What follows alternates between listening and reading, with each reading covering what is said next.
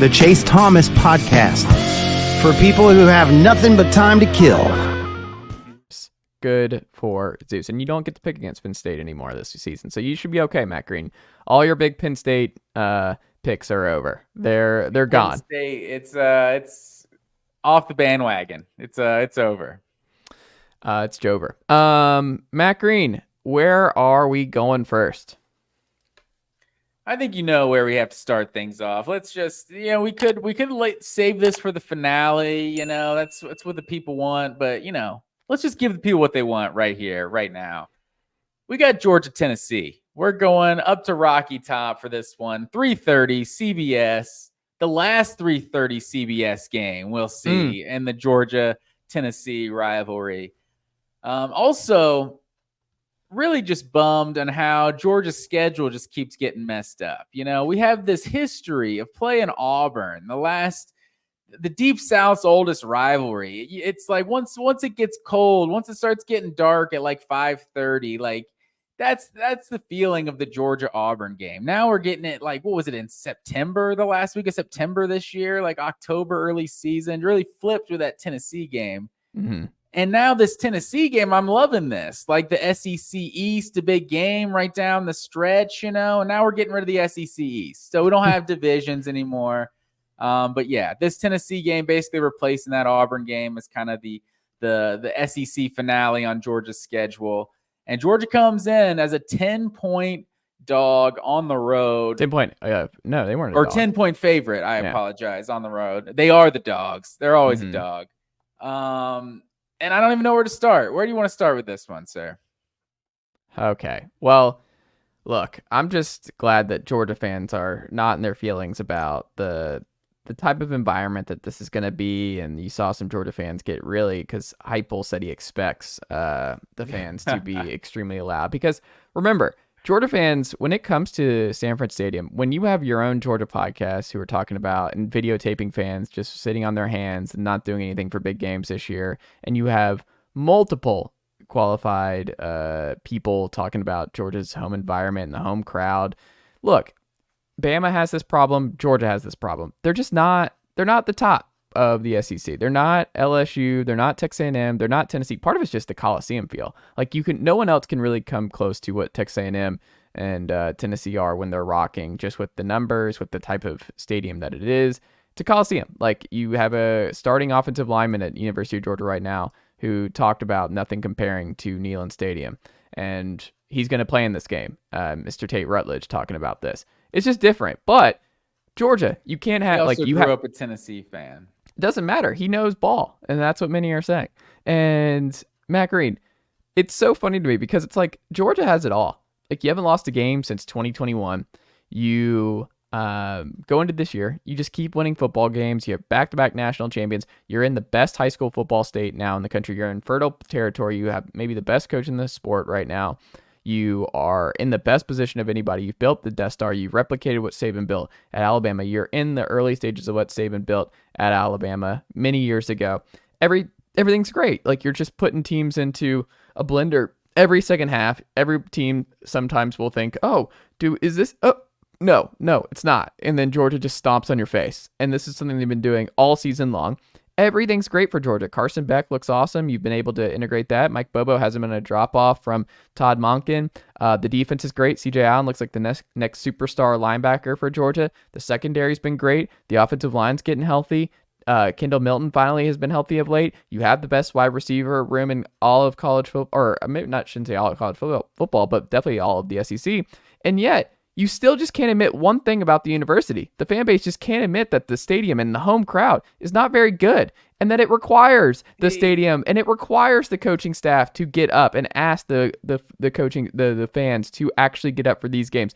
It's okay. They don't call it Sleepy Sanford for nothing. Like, that's part of the deal when you walk in there. It's a little bit different when you go in the Plains. It's a little bit different when you go into Neyland Stadium. It's a little bit different when you go into Death Valley at night. It's a little bit different when you go into the Swamp. It's a little bit different when you go into South Carolina late in the season. It's just different environments. It's okay. Alabama's the same way, and they've won a lot of national titles. it doesn't matter. No one's fearing going into Alabama. Tennessee wasn't. There were no pre-snap penalty issues at Alabama this year. There was no pre-snap Alabama penalties 2 years ago. What you're going to have happen here, it's a little bit different when you walk into Neyland. It's a little bit different when you walk into some of these universities. Tennessee does not have a lot to hang their head on when it comes to Tennessee versus Georgia. One thing they can, and it's not even a question, is it's a better environment. It's a stronger environment. It's a more intimidating environment, and fans get up for it every single week. It doesn't matter what kind of situation it is. It's okay that Georgia's like the 6th or 7th best home environment in the SEC. It doesn't matter because you just keep winning. See, that's where you're talking out both sides of your mouth, because first of all, we spent way too much time talking about the fans and the environment. I'm like just splitting hairs here. It's one thing to say Georgia's not as loud as LSU or A&M or Tennessee, but you're saying Georgia's not a difficult place to play. Like, it's not a place that gets insanely loud. There's 92,000 people. Like, Alabama gets insanely loud. Like, it's not like it's. I mean, you saw it 2 weeks ago for that LSU game. Like, that crowd was insane. Like, Alabama got stale because they expected to beat everybody by 30 points, and so their fans got, whatever, they got spoiled like that. Like, Alabama, it's like they've kind of had a rejuvenation of like they're a regular team again. They're just a really good regular team, and their fans, they're kind of more into it, I feel like, in recent years. And anyone who has that opinion of Sanford Stadium has not been to a game since Kirby Smart took over, because once Kirby took over, it kind of just completely changed like the culture of Georgia football. There's just so much negativity through the Mark Richt years of how long it had been since they won that, this and that, and whatever. There was an energy that was missing, especially in the second half of the Richt tenure. So, and not even after they got good, like 2016 Auburn, like year one of Kirby Smart, like that was a big time environment. Like, I think Georgia is just, it's one thing to say it's not as the loudest place in college football, but it's another to be like, oh, it's not a tough place to play. Like, it's clearly a tough place to play. Tennessee had 8 pre-snap penalties last year. Like, multiple players talked about how ridiculous the environment was. Like, it's obviously a tough place to play college football. It's a loud environment. Neyland Stadium with 15,000 more people in the building and a different architectural structure is probably a louder environment, but it's like they're both tough places to play. Who cares? Moving forward, Matt Green, in terms of what actually happened here on Saturday, like I said, I will be in the building.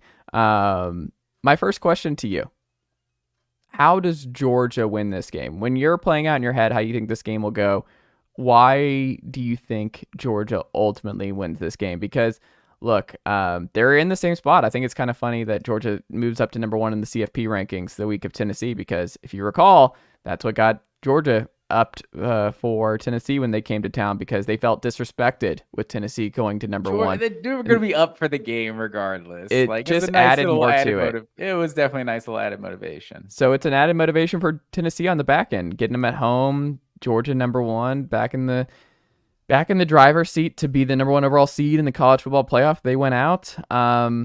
What happens in your estimation as to why? Because I know you're going to pick Georgia to win this game. So how do you think Georgia ultimately wins this game on the road?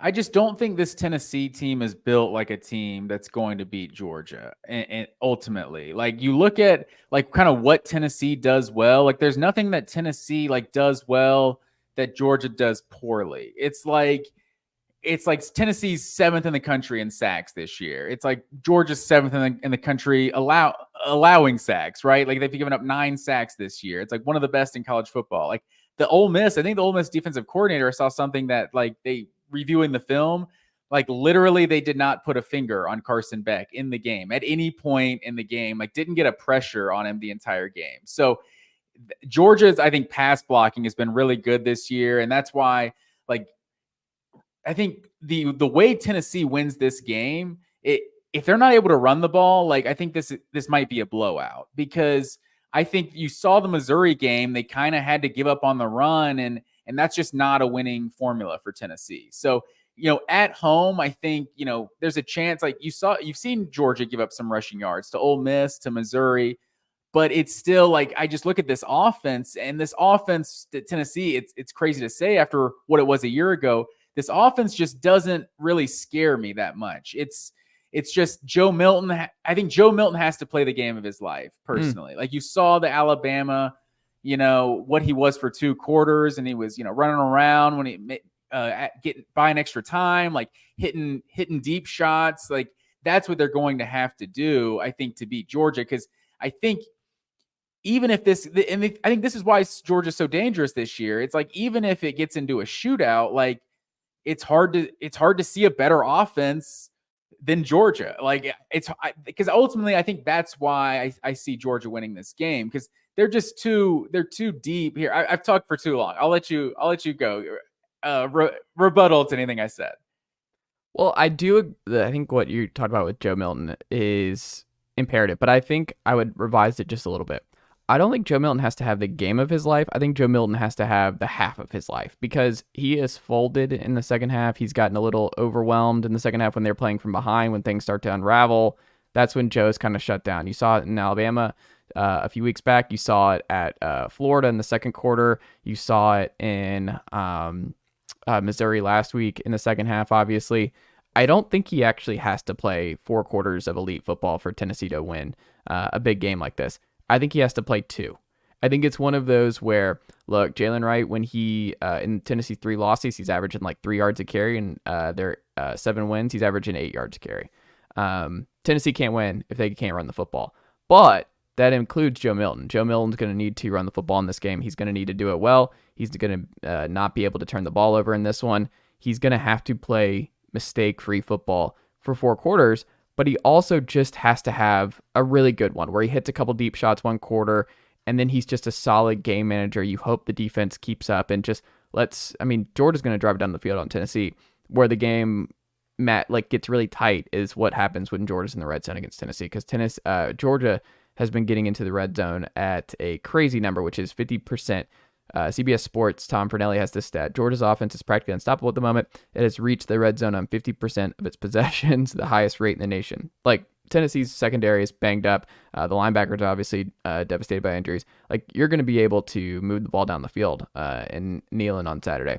The thing is, what happens when you get in the red zone? If Tennessee can force enough field goals, if Tennessee can get some stops, that's huge. But I also just think Joe Milton just has to he can't have those just quarters of just nothing happens, and then suddenly you look up and Georgia's up 3 scores. Like, you have to just be okay. You have to, even if you have a bad series, you have to let that roll off and bounce back in the way that Hendon Hooker did, where Joe, I don't know if was going to be able to ever do, like, you remember last year where it looked like the game was over when Hendon Hooker had the fumble with, I guess it was Jalen Wright in the back end of the touchdown in the end zone, and Dallas Turner picked it up late in the Alabama-Tennessee game, and Alabama went up, and it felt like, oh, that was the moment. That's where the game turns. Hendon Hooker proceeds to drive down the field and score a touchdown. And it was like he just wiped it. He was really good at wiping bad moments from his brain and just like, no, y'all, we're going back and we're going to score on the next possession. That was my bad. We'll go score. Joe hasn't done that. Joe is not a come from behind, 2 scores down, like we're going to bring this thing back. So if that's going to be the case all year long, then Tennessee needs to be in the game throughout. They can't get down multiple scores. And that just comes from Joe just not having a full bad quarter of football. If he can avoid that, then I think Tennessee has a good shot. And I also just think Tennessee's going to be able to run on Georgia. I think if your best case scenario here, you saw what Auburn did, right? They played keep away. They were able to run the football and keep it out of Georgia's hands, play pretty solid defense for the most part, even though it took a great Brock Bowers effort. But I think if at home will help. And I also just think Jalen Wright and company are going to get back on track, and they're going to be able to run on Georgia. Georgia teams have been able to run on Georgia this year. And I mean, Jalen Wright's still second in the SEC in yards per carry at 7.25. Dylan Sampson's got 425 yards. Jabari at 400. I just think they're going to be able to run on them. But then the thing that scares me most about this game is Georgia's 4th in time of possession in the nation. They are really good at sitting on the ball, doing what they want, kind of doing what they did last year, where Tennessee couldn't get the ball back and Georgia just was able to sit on it and just crush Tennessee slowly.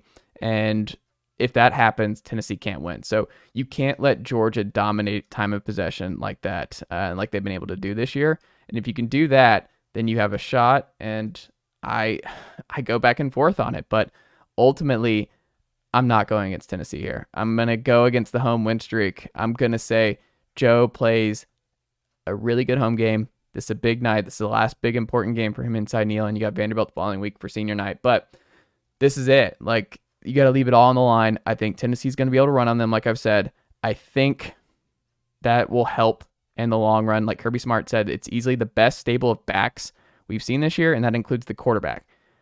I think Heupel's going to have a good game plan at home. I think they're going to be motivated coming off that Mizzou embarrassment. And I just think you're going to see the best version of Tennessee. There's a reason that they have not lost a home game since Georgia in 2021. They're going to play well, and they're going to bounce back, and they're going to beat Georgia. They're going to beat Georgia 38-35. Ooh. You think somebody's hanging 38 on Georgia? I do. You look at what Tennessee has done versus Power 5 teams this year. They're averaging 26 points a game against Power 5 competition. Like Georgia's worst game against Power 5 competition was probably the 27 they put up against Auburn. And also Auburn, like that was a long time ago. That was Carson Beck's third, fourth career start. Like this offense is completely different, I think, since Auburn. Georgia's had obviously we talked about their schedule preseason, but it really has been just a very interesting season because you went to Auburn September 30th or something. Vanderbilt is the only other road game this team has played because of Jacksonville being a neutral site. So Auburn really is the only other game to compare it to in terms of a road environment. And I think it's hard to take much from that because Georgia is just a completely different team right now. Like with Kendall Milton and Dejon Edwards both being healthy right now, this receiving core, you said it earlier, like this is the deepest receiving core in the SEC. Like they had 5 dudes with 20 plus catches on the season. Oscar Delp also has 19. Like they spread it around to everybody. And I think Brock Bowers is just such a unicorn. Like he hasn't done much in the 2 games against Tennessee, but I think that's because Tennessee is doing everything they can to take away Brock Bowers, and it's going to open up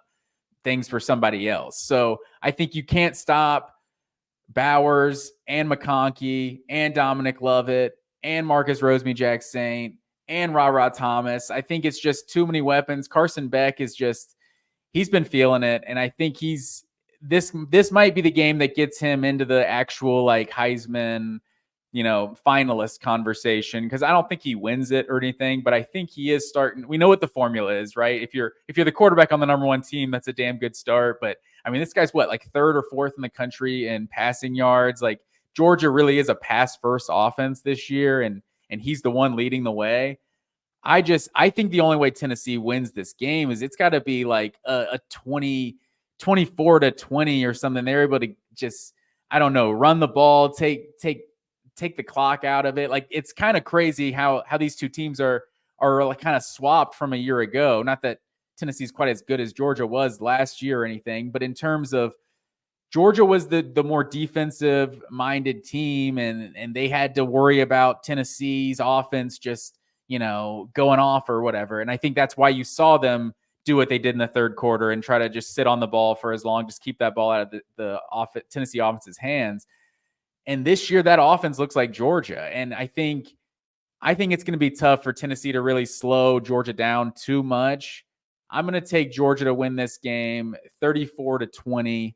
I think we got a good game for a couple quarters, but I don't know. I don't see Tennessee getting enough stops to really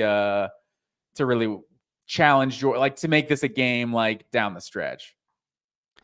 I mean, we'll see. Tennessee has not been able to respond when they've been punched in the mouth in the second half yet. Like if Tennessee wants to win this game, they have to do that at home. They have to respond to, because Georgia's going to do that. In the second half, Georgia's going to adjust. Georgia's going to hit Tennessee hard. And Georgia's also going to be able to drive up and down the field. Like the middle part, like I said before, like I'm not expecting a big Brock Bowers game. He hasn't done anything in the last 2 years against Tennessee. I would not estimate he does it again this game. But I do think Ladd McConkey is a huge mismatch for Tennessee in the secondary. And I think he's going to be able to feast. But I also think Dejon Edwards is going to be good. And I also am very curious to see if Carson Beck uses his legs. Because Tennessee, I wonder if they amp up the pressure. If James Pearson coming there, going to be able to get home on Carson Beck a little bit here. Because it's going to be loud. We'll see how he responds to what will be the loudest and truest road test he's faced to this point in his young college football starting career.